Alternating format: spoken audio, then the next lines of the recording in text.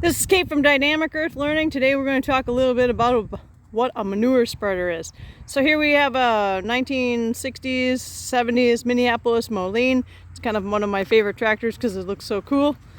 And behind it we have what's called a manure spreader. So a manure spreader is basically a device that you can hook up to your tractor via a PTO drive. And what it does is it has chains that run underneath here. You can see the chains.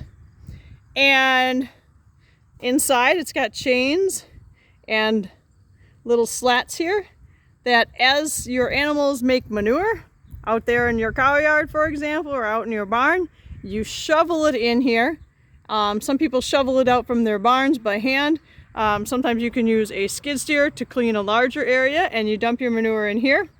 And you power up your tractor and you turn on your PTO. That shaft there is going to spin, and when it starts spinning it's going to go through the gears here and it's going to convert into running these slats real slowly, a few inches a minute. And then on the back we have what's called beaters, and those beaters will actually, as the manure travels down along this platform here, those beaters will spin.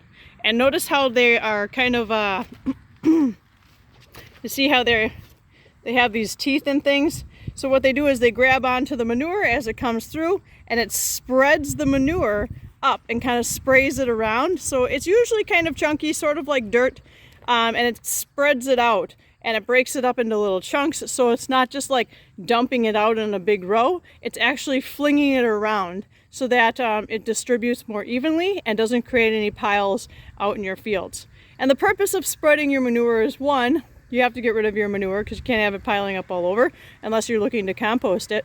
And then two is that when you go out onto your fields, like for example, we've got some fields up there, during certain times of the year, usually when it's a little bit colder or it's frozen over, obviously not when it's wet, or maybe in this middle of summer when there could be a fly strike problem.